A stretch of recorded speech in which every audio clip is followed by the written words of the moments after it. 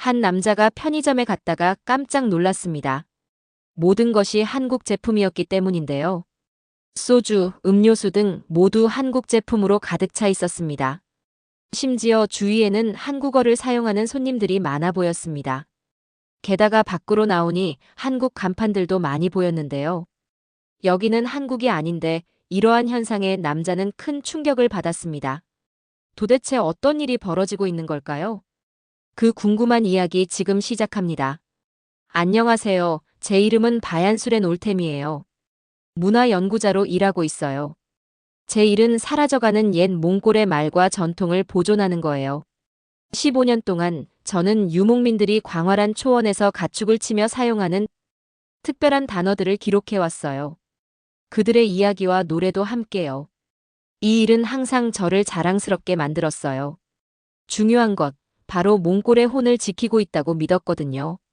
그 아침, 저는 그날의 연구 계획을 생각하고 있었는데 밝은 간판 하나가 제 눈에 들어왔어요. 도심의 새로운 한국 편의점 GS25가 문을 열었더라고요. 문득 발걸음을 멈추고 자세히 보게 됐어요. 유리창 너머로 보니 안에 있는 모든 것, 모든 표지판, 모든 제품 라벨이 몽골어가 아닌 한국어로 쓰여 있었어요. 혼란스러운 마음으로 가게에 들어갔어요. 왜 몽골에 있는 가게가 한국어만 사용하는 걸까요? 젊은 점원에게 이유를 물었더니 그녀는 제 질문이 어리석다는 듯 웃으며 대답했어요. 대부분의 손님들은 이제 한국어를 읽을 수 있어요. 더 현대적이고 멋져 보인다고 생각하거든요. 그녀의 말은 차가운 물처럼 저를 덮쳤어요. 주변을 둘러보니 손님들, 10대들, 직장인들, 평범한 몽골 사람들이 한국어 라벨을 읽는데 전혀 어려움 없이 간식과 음료를 고르고 있었어요. 밖으로 나오니 몇 달, 어쩌면 몇 년 동안 제가 놓치고 있었던 것들이 갑자기 눈에 들어왔어요. 한국어가 제 도시 곳곳에 있었어요. 거리 간판에는 치킨버거와 대박 세트가 광고되고 있었고 근처 스피커에서는 라디오 진행자가 오늘 날씨 완전 대박이네요 라고 말하고 있었어요.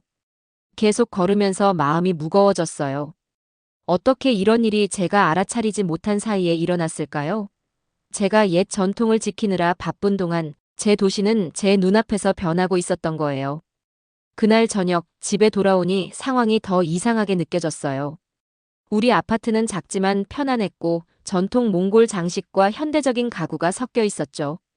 17살 딸 수우바타르가 거실에 앉아 한국어 책들을 펼쳐놓고 있었어요. 아빠, 이것 봐요. 저를 보자 그녀가 말했어요. 내일 학교 방송에서 한국어로 말할 거예요. 멋지지 않아요? 웃으려고 했지만 쉽지 않았어요. 제 집에서 제가 우려하던 바로 그 일이 일어나고 있었어요. 제 딸은 제가 평생 모아온 옛 몽골어를 배우는 것보다 한국어로 말하는 것에 더 흥분하고 있었어요. 부엌에서는 아내 울기가 저녁을 준비하고 있었어요. 평소에는 음식 냄새가 저를 행복하게 했지만 오늘 밤은 정신이 산만했어요. 울기는 자신의 작은 식당을 한국 식당처럼 바꿀 계획을 말해주고 있었어요. 요즘 손님들은 퓨전 음식을 좋아해요. 그녀가 설명했어요. 김치찌개나 불고기 파스타 같은 것들이 전통 요리보다 더 잘 팔려요. 저는 반박하지 않았어요. 울기는 항상 사업에 실용적이었어요. 한국식 음식이 더 잘 팔린다면 당연히 그걸 만들겠죠. 그날 밤 잠을 이루지 못했어요. 천장을 바라보며 오늘 본 모든 것을 생각하고 있었어요.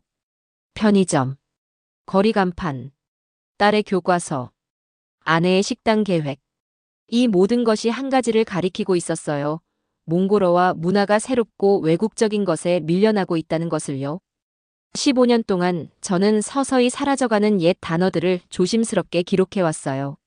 하지만 이제 문제가 생각보다 훨씬 크고 빠르게 진행되고 있음을 깨달았어요. 위험에 처한 것은 단지 오래된 유목민의 단어들 뿐만이 아니었어요. 우리의 일상 언어, 정체성, 세상을 바라보는 방식이었어요. 마침내 잠에 빠져들면서 한 가지 명확한 생각이 떠올랐어요. 무언가를 해야 했어요. 단지 과거를 기록하는 것이 아니라 어떻게든 우리의 미래를 보호해야 했어요. 하지만 한 명의 문화 연구자가 이렇게 강력한 변화의 물결에 맞서 무엇을 할 수 있을까요? 아직 답은 모르겠지만 내일은 평범한 날이 아닐 거라는 걸 알고 있었어요. 내일부터는 새로운 종류의 일을 시작해야 했어요. 단지 과거를 보존하는 것이 아니라 어떻게든 몽골 문화가 이 새로운 세상에서 살아남을 수 있는 방법을 찾아야 했어요.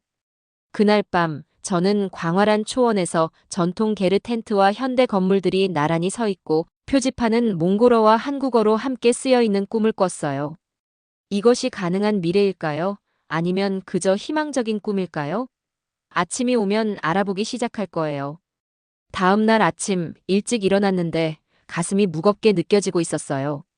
어제 본 것들이 마치 가을 바람에 휘날리는 낙엽처럼 제 머릿속에서 맴돌고 있었죠.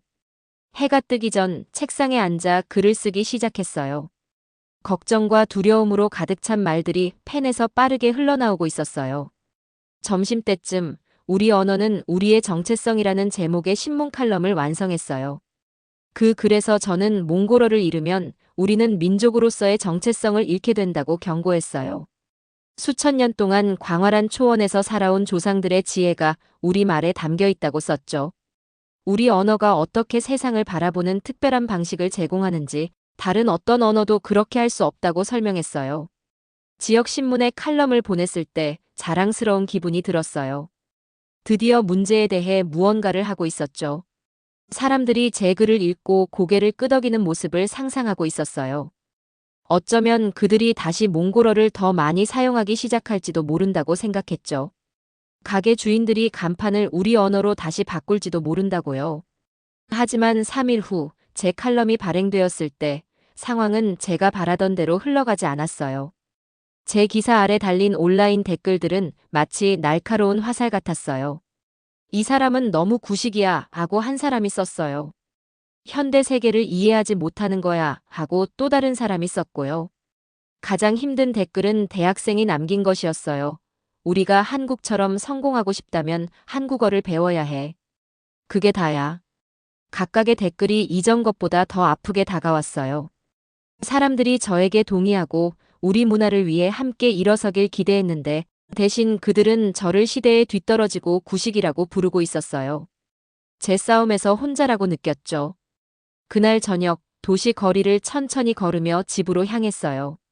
전에는 저를 충격에 빠뜨렸던 한국어 간판들이 이제는 저를 조롱하는 것 같았어요.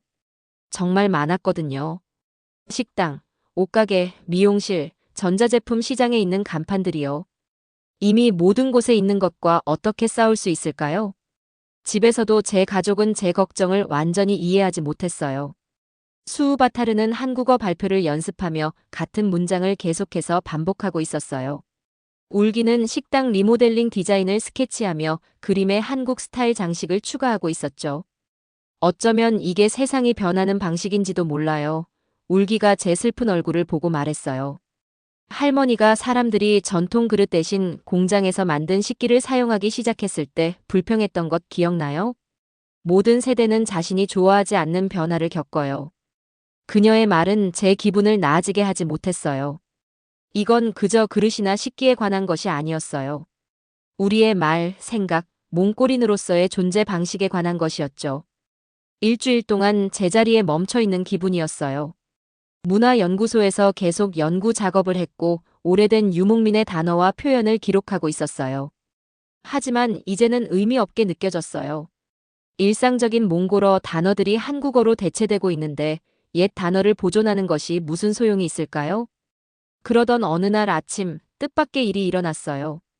우리 문화연구소 소장님이 저를 사무실로 부르셨어요. 책상 위에는 울란바토르 스마트시티 종합계획이라는 레이블이 붙은 큰 폴더가 놓여 있었죠. 시 정부에서 당신의 도움이 필요하대요. 소장님이 말씀하셨어요. 한국 기술과 시스템으로 울란바토르를 재구성할 계획을 세우고 있어요. 도로, 대중교통, 도시 관리 모든 것이요. 프로젝트에 문화 고문이 필요하대요. 충격에 빠져 폴더를 쳐다보고 있었어요.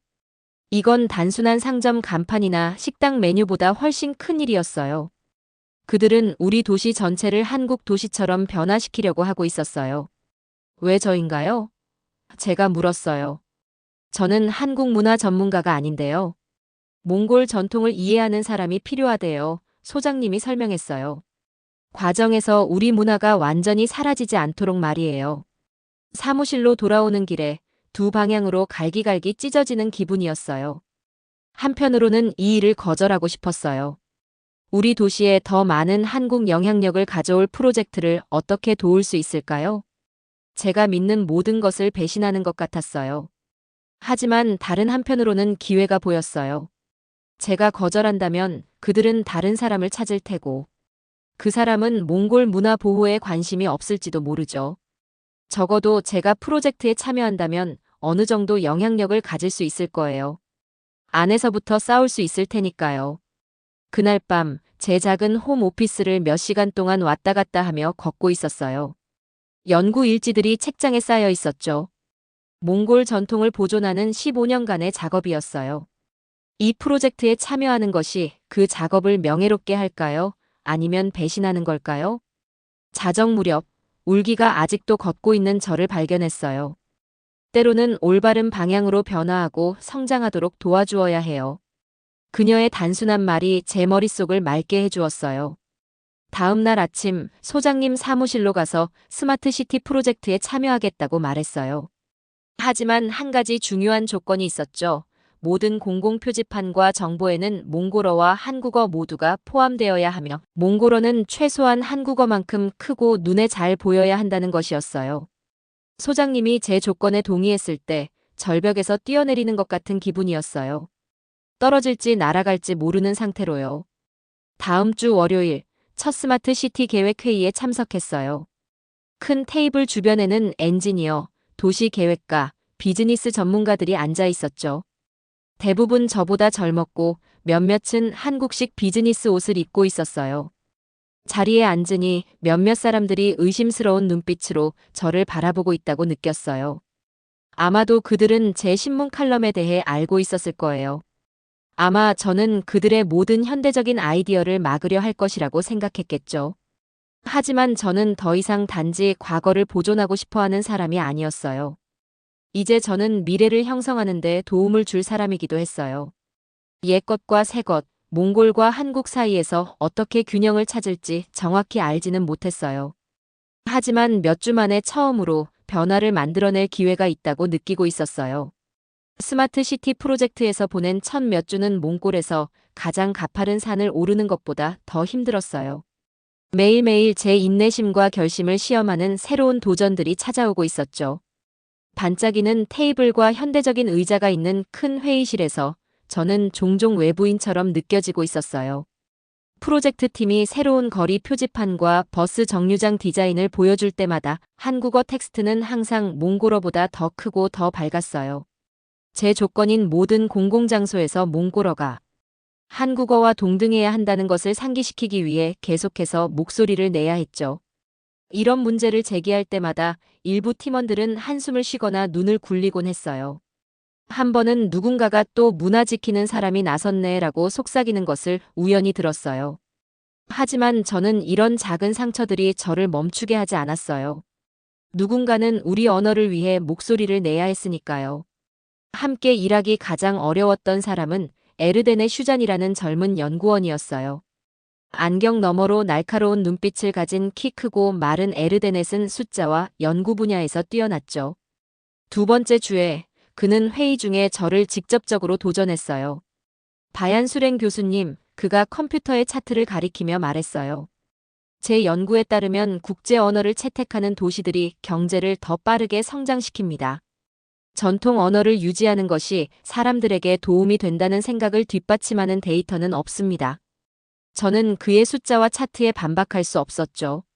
하지만 저는 또한 숫자로 측정할 수 없는 중요한 것들이 있다는 것도 알고 있었어요. 조상의 언어를 말할 때 느끼는 자부심이나 오직 몽골어만이 표현할 수 있는 특별한 사고방식 같은 것들이요.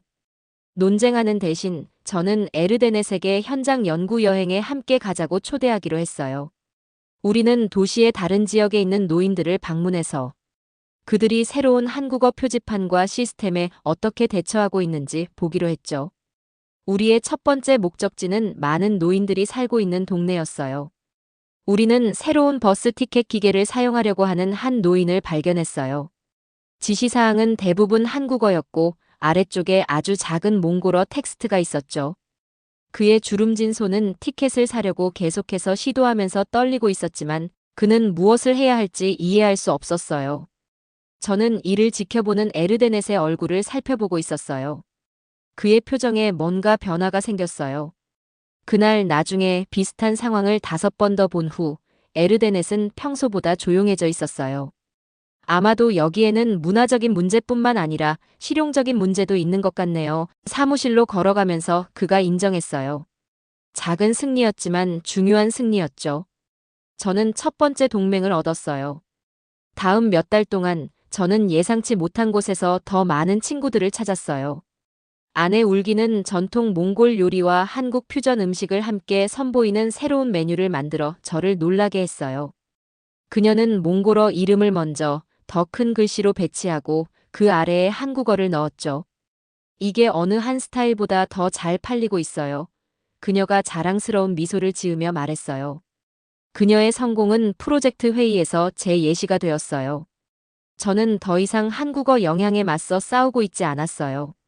두 문화가 함께 존재할 수 있는 균형 잡힌 통합을 옹호하고 있었죠.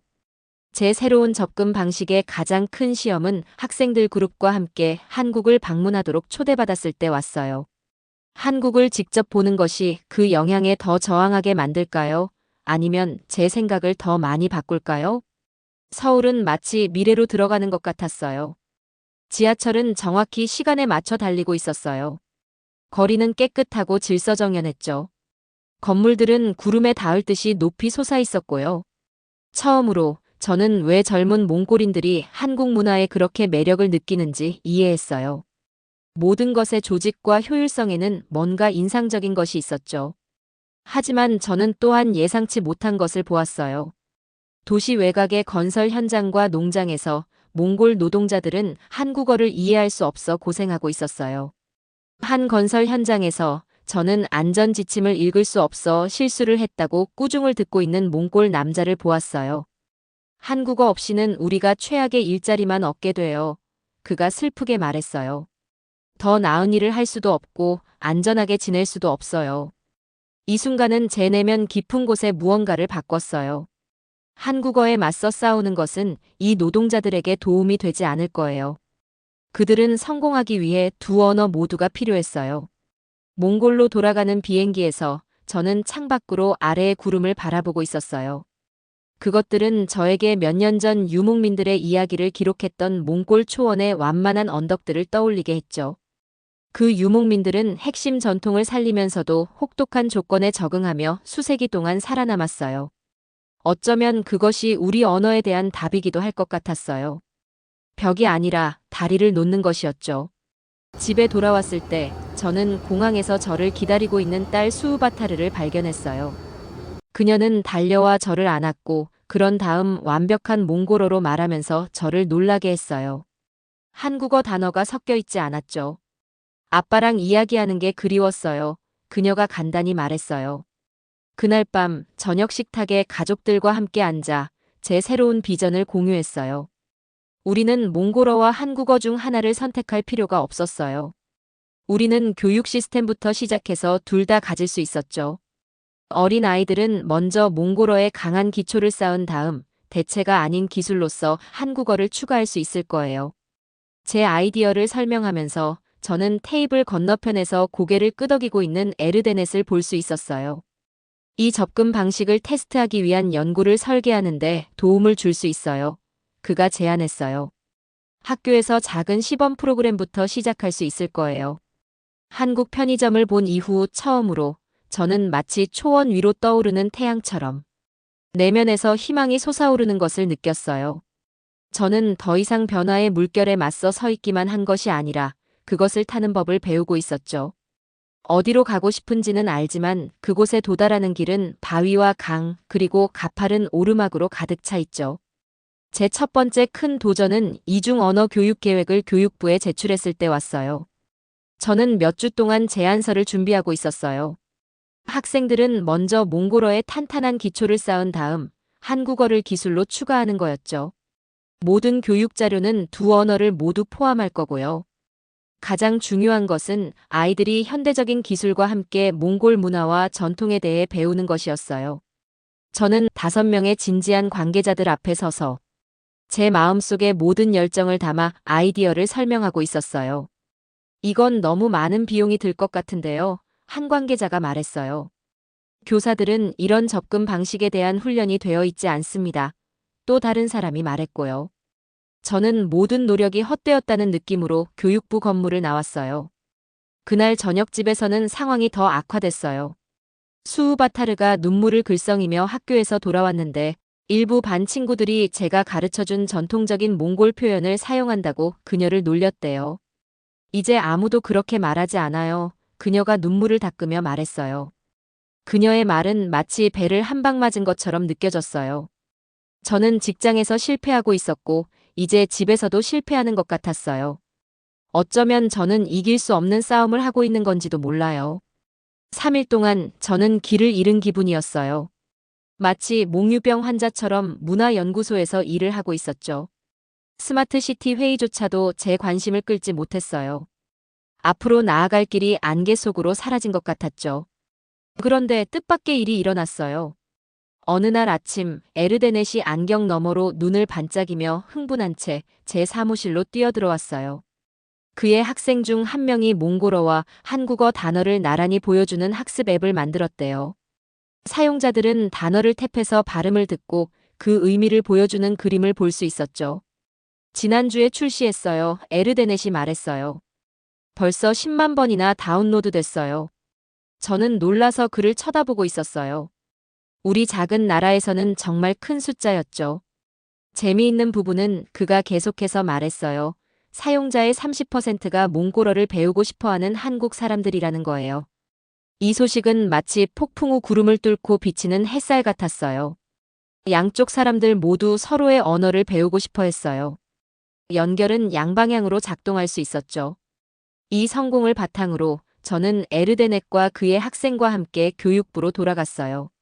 이번에는 단지 아이디어만 가지고 있던 것이 아니라 우리의 접근 방식이 효과가 있을 수 있다는 증거를 가지고 있었어요. 교육부는 새 학교에서 시험적으로 우리의 이중 언어 프로그램을 시도해 보기로 동의했어요. 그 학교들에서는 놀라운 일들이 일어나기 시작했어요. 아이들은 몽골어와 한국어 단어를 섞은 노래를 만들었고 두 문화 사이를 여행하는 캐릭터에 대한 이야기를 쓰고 있었어요. 교사들은 학생들이 그 어느 때보다 더 참여하고 있다고 보고했어요. 가장 큰 승리는 6개월 후 우리가 대학교에서 문화교류의 날을 조직했을 때 왔어요. 메인 안뜰은 다채로운 전시물로 가득 차 있었죠. 한 무대에서는 학생들이 전통 몽골 목전 노래를 공연하고 있었어요. 다른 무대에서는 K-팝 댄스 그룹이 그들의 춤을 선보이고 있었고요. 음식 가판대에서는 몽골 유제품과 한국 길거리 음식을 모두 제공하고 있었어요. 모든 사람들이 전시물 사이를 돌아다니며 모든 것을 조금씩 맛보고 있었죠. 군중들을 지켜보는데 저는 친구들 무리 속에 있는 수우바타르를 발견했어요. 그녀는 친구들에게 멜레그 추다르라는 전통 몽골 모자를 어떻게 착용하는지 보여주고 있었어요. 친구들은 번갈아가며 그것을 써보고 웃으며 휴대폰으로 사진을 찍고 있었죠. 그녀는 제 눈을 마주치고 엄지손가락을 치켜들었어요. 그 순간 저는 제 안에서 무언가가 자리를 잡는 것을 느꼈어요. 이것이 바로 성공의 모습이었어요. 한 문화가 다른 문화를 이기는 것이 아니라 둘 다 나란히 존재하면서 서로가 서로를 더 흥미롭게 만드는 것이었죠. 다음 주 저는 두 문화 사이에서 몽골의 정체성 찾기라는 책을 쓰기 시작했어요. 이제 1년이 지난 지금 울란바토르에는 많은 것이 변했어요. 스마트 시티 프로젝트가 잘 진행되고 있죠. 거리에는 두 언어로 된 표지판이 있고 몽골어와 한국어 텍스트는 같은 크기로 되어 있어요. 제 아내의 식당은 전통 몽골 요리와 한국에서 영감을 받은 창작 요리가 나란히 있는 퓨전 메뉴로 유명해졌어요. 에르데넷은 새로운 문화통합연구센터의 이사가 되어 언어와 문화가 어떻게 경쟁하기보다는 서로를 지원할 수 있는지 연구하고 있어요. 그리고 수우바타르는 졸업 후 몽골과 한국 양쪽에서 공부할 계획을 세우고 있죠. 저는 여전히 오래된 유목민 단어와 표현을 기록하고 있어요. 이 작업은 그 어느 때보다 중요하게 느껴져요. 하지만 이제 저는 문화를 보존한다는 것이 박물관 전시품처럼 고정시켜 두는 것이 아니라는 것을 이해하고 있어요. 문화는 마치 계속 흐르고 변화하는 강과 같아요. 새로운 요소를 받아들이면서도 여전히 본질적인 방향을 따라가는 것이죠. 어제 저는 수우바타르가 한국인 친구에게 전통 몽골 목전 노래를 가르치는 모습을 지켜봤어요. 그들이 함께 만든 소리는 완벽하지 않았어요. 순수하게 전통적이지도 않았고요. 하지만 그것들은 살아있고 새롭고 그들만의 방식으로 아름다웠어요. 그리고 그 불완전한 조화 속에서 저는 제가 줄곧 찾아왔던 미래를 듣고 있었어요. 오늘의 영상은 여기까지입니다. 오늘의 사연 재밌게 보셨다면 좋아요와 구독 부탁드릴게요.